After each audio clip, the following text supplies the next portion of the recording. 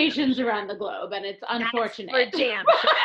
So I want to get to that next, which is basically both Savannah and I know for myself, I always wanted to travel. I always wanted to study abroad. It kept being something that was on my list of things to do. I remember when we first got into college, I got some pamphlets about studying in Ireland and England and a few different places in the UK and things.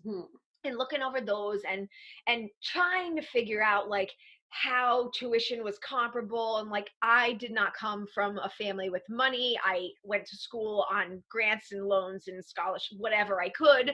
And so it seemed altogether too difficult. I'm how are these credits going to transfer? How am I going to get this money to work?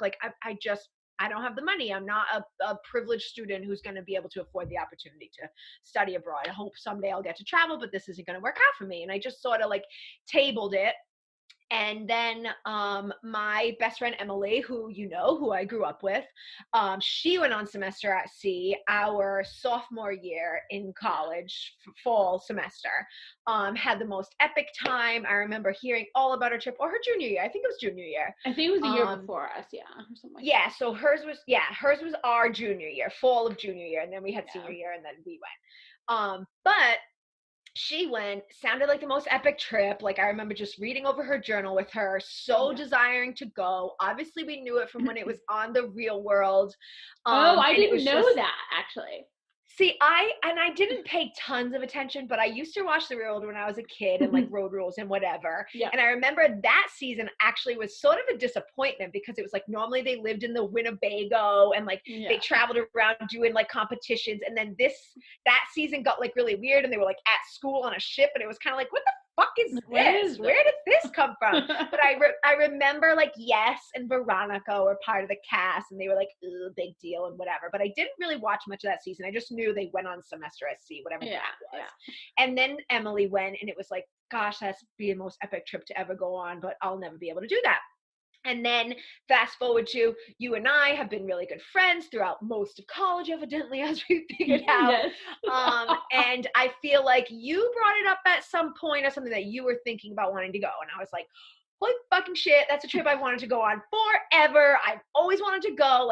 My best friend went on 2 years ago. I dream of it. And we talked about it a bunch, but we were both, I think, in a very similar situation where we're we don't have the money for that. How do we work this out? How can we get this to happen? And I feel we both were a little bit it's not going to happen. How? It's so much work. And no one at our college had ever gone on it before. So Framingham State had no avenues by which to direct you on, oh, these are the ways to go about it. And this is how you'd get scholarships. So this is how you get grants or money or loans. They were just yeah, we're not really familiar with that program. So you're not going to do it. Yeah, exactly.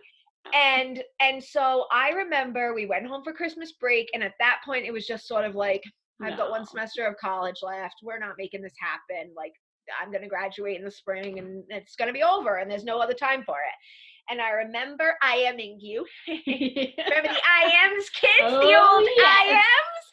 Savvy Girl 19. Oh, Tessica 143621. Hit me up on AIM, baby. I probably have an away message, but I'm not really away. You know what I'm saying? Everybody lived that life. Sending a period just to see if somebody else. Absurd. It was absurd. The whole I'm always away. I guess it's sort of equivalent now to that my moon's always on. I'm steady on Do Not Disturb. It's I don't have a phone. You can try me on my phone, but I'm not gonna be responding. Nope. So anyway, I'm in you and I was hey girl, how's Christmas break going? Blah blah blah blah blah. Oh shit, it says my internet connection is unstable. Are you still there? Yes, it flickered for a second, but we're good. Okay, we're stabilized. All clear. But yeah, I remember sending an IM and just being what's going on? And oh, I saw something about semester at sea today. Are we definitely not applying? Are we definitely done with that? And then you are oh, if you mean definitely done with that, did I send in my application yesterday? Then yeah, we're definitely done with that. And I'm hold the fucking phone. You applied? You applied without me?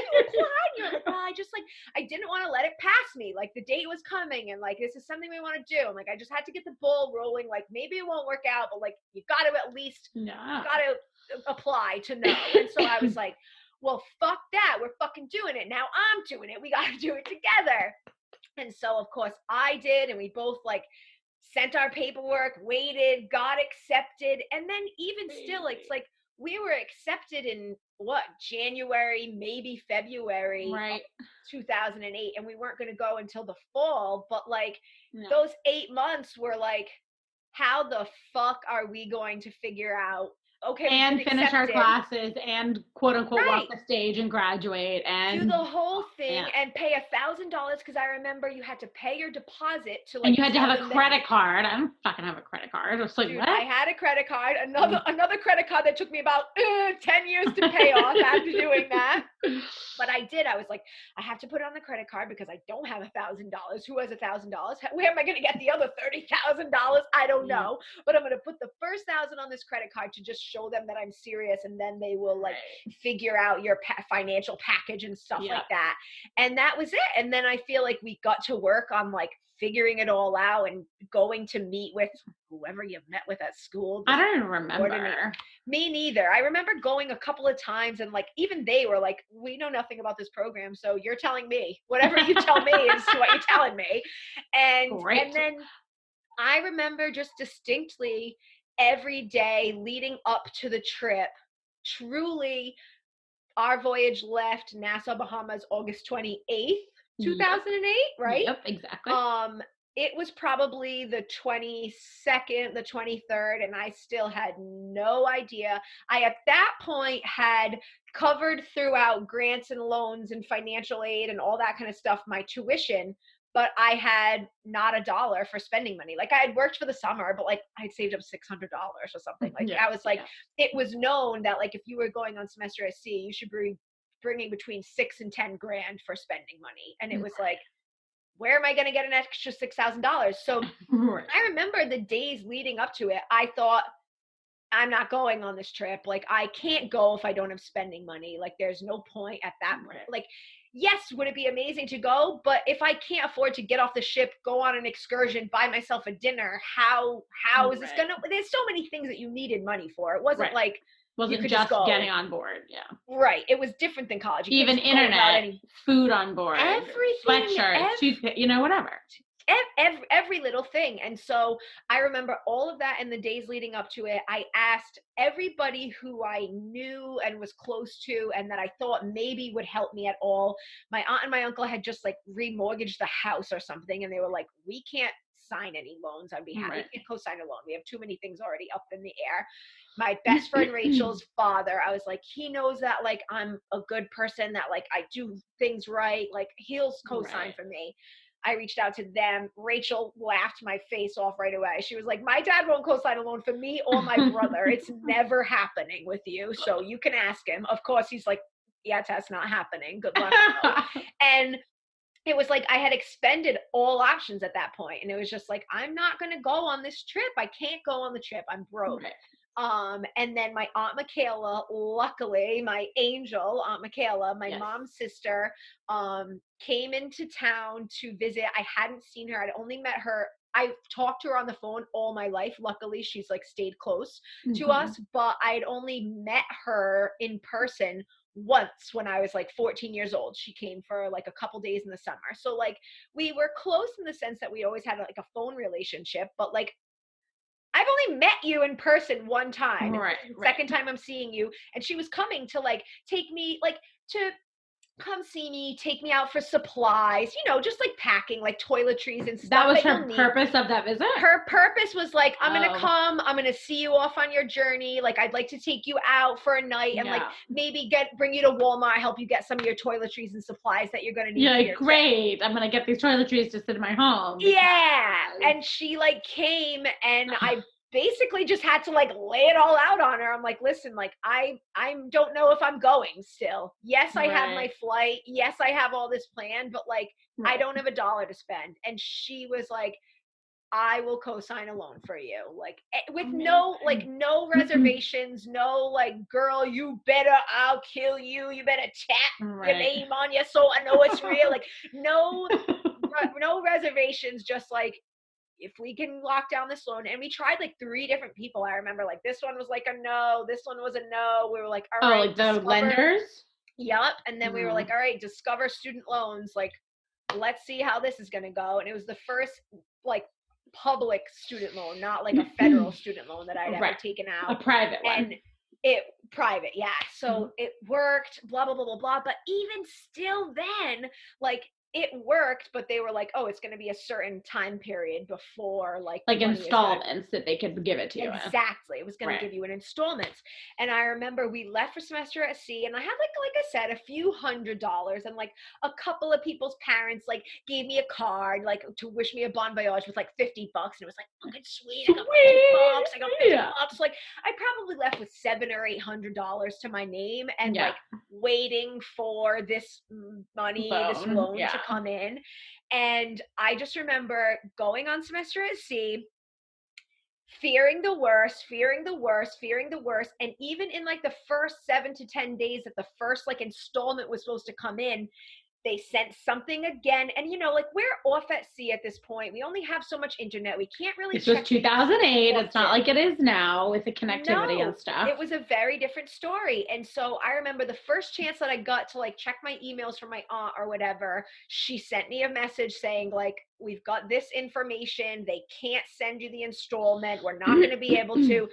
And I just remember being on that voyage, and I don't know if you ever had this feeling, but I'm curious to hear about your experience, because I remember every single day from the start of that voyage, even just getting to the Bahamas before we even got on the ship, I just remember the whole time feeling like an imposter. I'm feeling like someone's going to find out I'm not meant to be here. Someone's going to kick me off this program. I'm not rich. I don't go to a high-end university or college like so many of these students. My grandfather didn't invent 3M.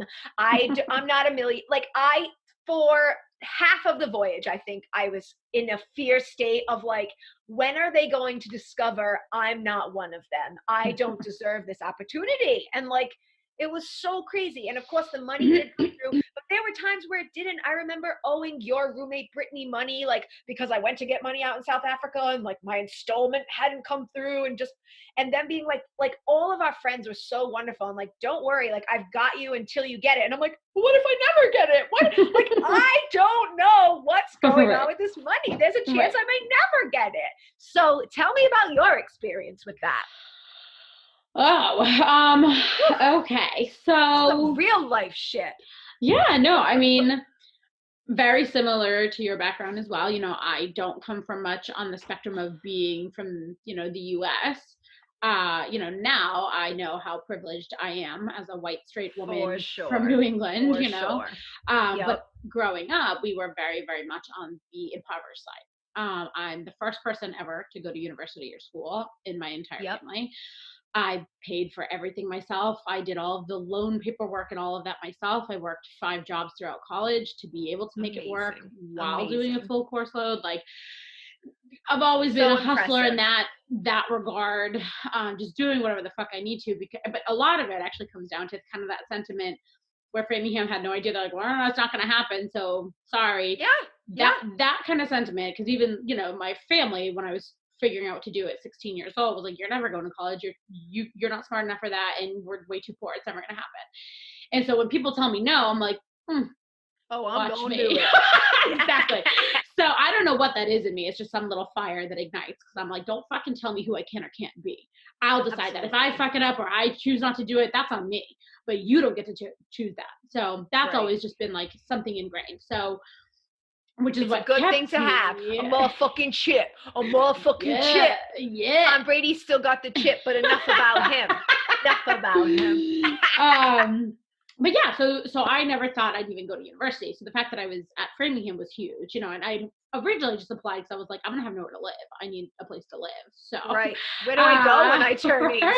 Right. What does one do? Well, you know, I'd been kicked out at 16, so I'd already been on my own pretty much for a year and a half before I went to college. But so crazy. But freshman year there was a study abroad fair, and so I remember going to that, and I had always thought in my head, like, if I ever go anywhere, I want to go to Italy.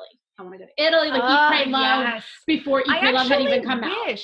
I wish one of my very good friends from high school, that was her same thing. Italy. She was so driven to Italy. She was like, I love Italy. I can't wait to learn the language. I can't wait to go there. I can't wait to study art.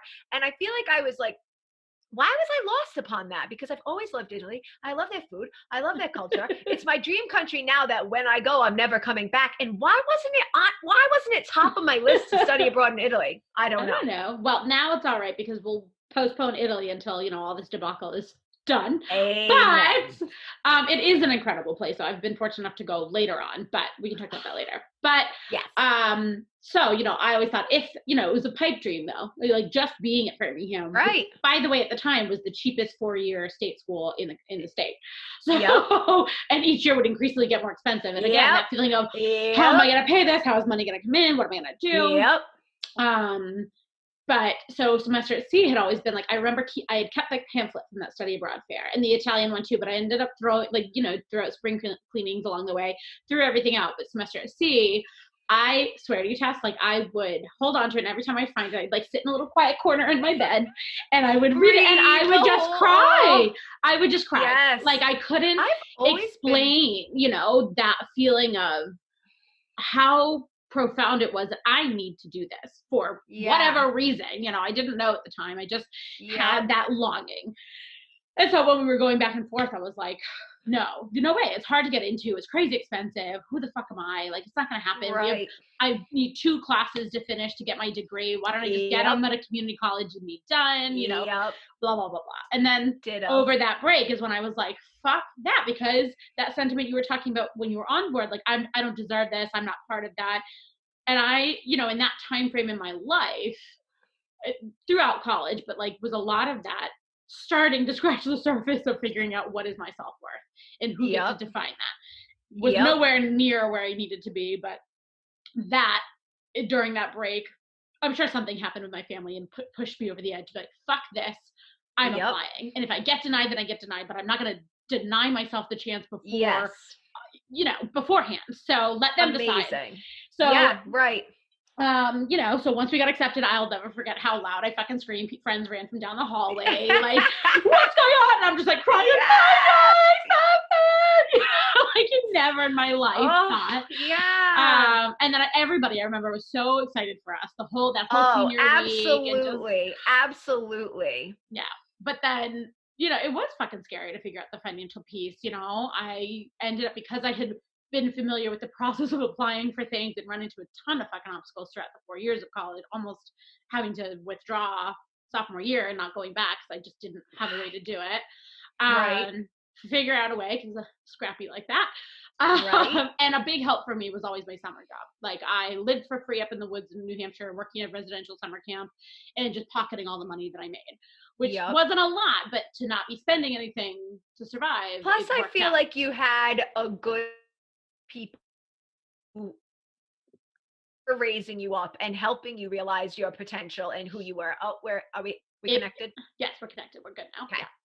But I feel like you had like a good leadership team of people there who believed in you and were trying to show you your worth and help you figure that out. There was one of she wasn't there at that point anymore, but she, which is crazy because in recent events we're like not close, but prior, she was the first adult in my life to ever really tell me that I'm worth it and that I need to go to school. And so she just always was like, you owe it to yourself. And so that was always that little book. And people there, we all came from pretty fucked backgrounds and really, really lower on the socioeconomic end of things. So we all understood. There was like just this deep understanding, and we could be whoever we were and fuck up and learn and grow and whatever. So I'm forever grateful for that space. And that really helped me get on semester at sea. But it was hard. It was really hard financially. I took out my very first and ever credit card. I still don't have a credit card after that one. So I was like, fuck that. I won't do it. Did you put most of your spending on a credit card for semester at sea? No, I had my debit card. So I put, I think, that original deposit on the credit card.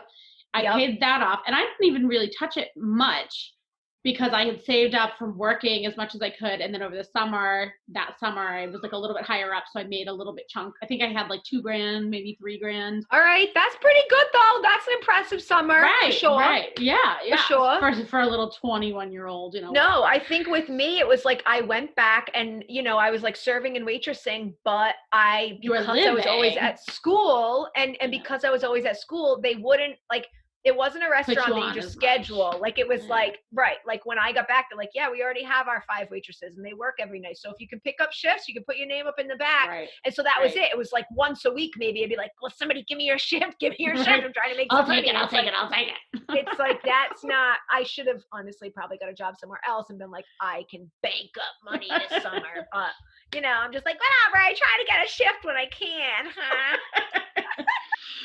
No, but in the end, we did it. You know, we both fucking did it. As terrifying as it was, and hard in those moments, especially because, I mean, to whoever's listening, if you ever run these people on semester at sea, you know, not to offend you, but I'd say 80% of those kids were fucking douchebags who were super overly privileged and overly ignorant and blind to their privilege, to the point of like, how many people do you feel like were on that cruise? They called it a cruise to and drink their way around the world. Absolutely. And that was it.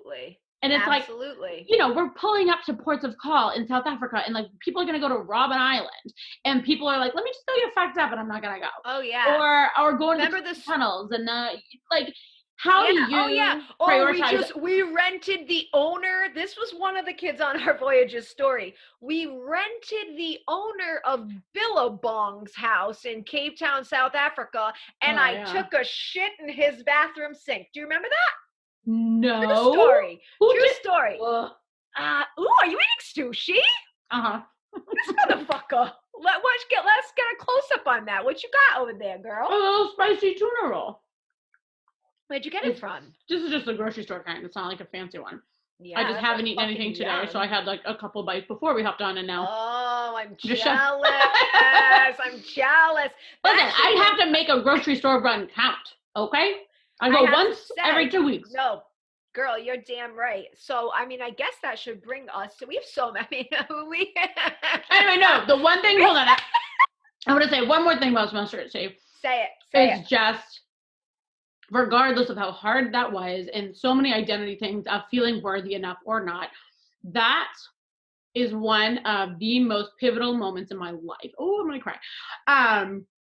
It changed forever my trajectory of who I am in the world, and what we can truly do with our voices and with using the resources at our disposal to be there for ourselves and be there for others in a very real way, even on a small micro level. But of course, it inspired me a lot more to go on the macro levels too, you know, which is what inspired my master's degree and blah, blah, blah. But it's just, I'm forever appreciative for us being there together, and the crew that we had, the women that we were friends with. Absolutely. Billy. We met the best people. We surrounded ourselves with the best people. It didn't matter who else was a fucking asshole, because we just had the best crew of people to discover the world. And I feel like it had the same effect on me, in the sense that I had been on just that summer, like when I turned 18, I was lucky enough to go on a cruise with my best high school friend, Jenny, and her family. So at that point, I had like left the United States to go to the Bahamas once. Like, that was it. I went on a cruise to the Bahamas. Beside that, I had not traveled. I had been on another cruise with her and friends our freshman year. We went to Mexico and things. So same. I'd only been to the Bahamas. Twice, I had been to the Bahamas and Mexico, and that was it. I had never left the country outside of that. And to get on that ship, set forth, and like show up after 10 days at sea in Brazil, and to like be in a new country. I just remember like even like getting into China and being like, holy shit, China isn't just a place I've read about in my history book. Like, I feel like until you travel the world, you can't fully put into perspective that it exists, and like that we're all doing the same thing in our own way, in our own place. And actually, to bring it full circle, it's sort of like what's going on with this COVID-19 right now. Like, we're in quarantine, and what I mean is just that, like, I feel like whenever there is something detrimental, whether it's like a terrorist or attack, a bombing, an earthquake, it's usually either just that city or just that country who's going through it. Like, oh, just, wow, America's really been affected by 9/11, and that's the hugest thing, obviously. But then a Boston bombing, et cetera, et cetera. There's been places, Paris bomb, like different things that have gone on, whereas this is like everyone, we're all going through it. And it just like, I don't know, it was the first time that you realize what a small place the world, even though it's such a big place, it's like that we're all just trying to like live and do the best we can. And like, this place exists. It's not just a place I read about in a book all my life. And and again, like you said, to realize the privilege that we do have and we have had in this world, despite whatever upbringings we may have had and the disadvantages we face, they are hardly comparable to what people are facing in other parts of the world. I'll never forget the impact. So everywhere, every protocol had something different, but India was the first real like punch in my stomach of waking me up, to realize I don't know what poverty is. No. I understand. I knew growing up what relative poverty is, relatively to the US, relatively to, I was living in Bedford, Massachusetts and Newton, Massachusetts, which are actually pretty friggin' rich towns. Yeah, but I was always the poorest in that town, Right. And, we definitely struggled, but it's nothing. It is nothing compared to what so many, the majority of the world, quite honestly, lives with day in and day out. And I have to say, in all of my travels and places that I've lived, they are way more graceful and appreciative and humbled with what they do have and the support that they do have from their family and friends and their communities. And, it's just, I took many pages from those books and have always kept them with me a little bit. I mean, don't get me wrong, I still forget and get in my own head and my own privilege gets in my fucking way and the days, the ins and the outs, right? But I've forever changed and forever grateful for the people that we met, like Saeed and his entire family who took us in. They entirely changed. I remember our first day in India. I couldn't handle it. Like, I remember getting off the ship. I remember there being so much dirt in the air before we'd even like walked the gangway and gotten off the ship that you could go like this and lick off like layers of dirt on your skin. And then to finally get off the ship and just be met by children hanging from your arms and begging for anything, food, money, whatever you may have had, and just being truly culture shocked for the first time ever. Like, where am I? And honestly, I was like, get me the fuck out of here. Like, I don't want to be here. I don't want to be here another day. We're supposed to be here for 10 days. Get me out of here. I was completely uncomfortable with it. And it was only because our second day that we met Saeed. And even when we did, I remember being skeptical of him and being like, why would he want to be our friend? Does he really have a family? Why would he want to help us? Why would he want to take us to a tailor to get a sari fitted? Like, this guy has ulterior motives. But he didn't, and he proved that to us. I remember him saying like, oh, you can leave your bags in my car. I'm like, no, I will not leave my bag in your car. You're not stealing my shit. He's like, still, like, never in a million. He went on to open up his life, his family. He brought us on like excursions, brought us to temples. His wife cooked me beef just because she thought I ate beef. Like, oh my God. Like, it was... We were invited to his daughter's wedding years later. When he planned his daughter's wedding, they reached out to me first and said, we want to make sure you're going to be able to come on this date before we set the date. I'm like, do not plan your daughter's wedding around me. Please don't. My God. But I have to like tell you that I'm having this weird thing. Well, I actually got Kelly for Christmas. And I look like a fighter with like cottage ear or whatever they call it. Cauliflower ear. Cottage ear. I think I was thinking of cottage cheese. Okay, yeah. Yeah, I had cottage cheese ear, not tomato. You know what I'm talking about. Yeah. But no, I've been getting this weird thing lately, and I'm terrified of it because I'll just randomly, and it happens in my right ear, it'll just go like, just like a ringing. Yeah, that happens sometimes. Well, at least to me too. I don't know. I don't know. Maybe it's because I'm all like hooked up and stuff. But maybe. I'm like, is my hearing just like gonna go one of these days? Just like it's gonna go like, and then I no longer have hearing. Not. Let us pray. How will I do a podcast? How will I do a podcast? Sometimes. But anyway, yeah, exactly. That's what I'm gonna have to do. But no, India was mind-blowing, quite and staggering because of every sense is standing on its like very end. There are so many smells, there are so many sounds, there's so many textures. You're sweating. It's the hottest heat I've ever felt in my life. Oh, the smells. Oh, the sweat smells. Yeah. Oh my God. I really, though, I developed such a deep love for India at that point, and I couldn't wait to go back, and it was on my list for so long. Yeah. And I was and you made it back, which is amazing. I have not yet. So. And it was crazy because to just sort of, I guess, bring it around to people who maybe even think, oh, well, she's more privileged than me, or she's done this, or whatever it may be. I feel like I went on semester at sea. It was such an extraordinary time. We were 22 years old. And I thought at that point, oh, now I'm a traveler. Now I'm a world traveler, and I'm going to travel for the rest of my life. And now I travel, and look at me go. And here, no, look at me stay. I did not leave the country. I'm trying to think if I went anywhere, but I don't I traveled. I mean, I came home, I moved to California and back. I went to visit friends in Colorado. I went around a couple of places, but not much. I did not travel internationally again until I met my boyfriend, Kelly, who the podcasters, well, they don't know because this is a fresh new podcast. So my boyfriend's